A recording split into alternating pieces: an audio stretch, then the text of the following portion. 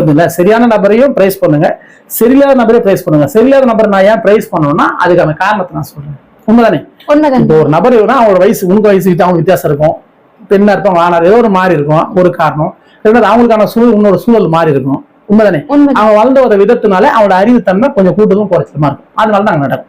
அப்போ அந்த நபரை ஓர வச்சுட்டு இதுதான் காரணம்னு நீங்க சொன்னீங்கன்னா, ஏன்னா நபரை நீங்க சொல்லும் போது மட்டும்தான் உங்களுக்கு, ஏன்னா நீ அது ஒரே நபர்.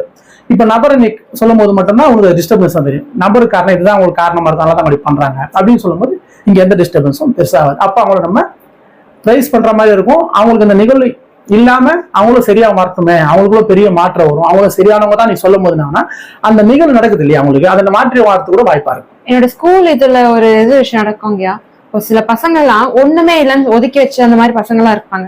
அவங்களுக்கு சேலஞ்சா எடுத்து நாங்க பண்ணும்போது என்ன பண்ணா, அவங்களுக்கான பிரைசிங்க மட்டுமே நாங்க தொடர்ந்து பண்ணிட்டே இருந்தா மிரக்கலான ரிசல்ட் கொடுப்பாங்க. இருப்பாங்க. இது ஒரு காரணம் தான். நம்ம சொன்ன நெகட்டிவா பேசல, பாசிட்டிவா மட்டும் பேசுறோம். அந்த பாசிட்டிவா மட்டும் பேசும்போது அதுக்கான ரிசல்ட் மட்டும் கிடைக்குது. இதுதான் உண்மையான தன்மை. அதுல நானுமே இருக்கேன், அவங்களுமே இருக்காங்க. இப்ப நீங்க பேசுறதுனால உங்களுக்கும் ஃப்ரெஷ்னஸ் ஆகும். இப்ப அவன் பெஸ்ட் ஆகும்போது சொன்னது நீங்க தான், நீங்க பெஸ்டா தெரியுங்க. அதான் சொன்னீங்க, ஒருத்தரை பிரைஸ் பண்ணி பேசும்போது அந்த பிரைஸ்னஸ் அவங்களுக்கு போதும் இல்லையோ பேசுறவங்களுக்கு கட்டாயம் வரும். கண்டிப்பாங்க. நான் இதனாலதான் சொல்லுவேன், நீ எதாயினும் போட்டு பேசுங்க, எதாயினும் சிறுமையா பார்க்காது. அது பெருசுன்னு பாரு, அது பெஸ்ட்னு பாரு, அது வெரி குட்னு பாரு, அது சூப்பரா இருக்கும். இது எப்படி நான் வேலை செய்யறோம் இல்லையா, இப்ப என்னோட வேலையில நடக்கிற நிகழ்வு பாத்தீங்கன்னா, எனக்கு படிக்க தெரியாது, முன்னே அனுபவம் சம்பந்தப்பட்ட வேலை தான். இப்ப நான் அனுபவம் சம்பந்த நிறைய பேர் நிறைய வேலை பார்ப்பாங்க. எனக்கு சுத்தமா படிக்க தெரியாதனால நான் சேர்த்து ஒரு டெக்னிக்கலான ஜாப், சரிங்களா, ஒரு இன்ஜினியர் மாதிரி டிராயிங் எல்லாம் பார்த்து பண்ணக்கூடிய ஜாப் பண்ணணும் நான்.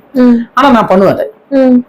படிக்க தெரியாம எனக்கு நம்பர் கூட எழுத தெரியாது சரியா. இந்தந்த இப்போ ஒரு 1850 அப்படிலாம் போடணும் கூட அந்த இப்படிதான் போட்டா 1850 அப்படி கூட தெரியாது, அது தெரியாது எனக்கு. அதனால நான் இஷ்டத்துக்கு எழுதுவேன்.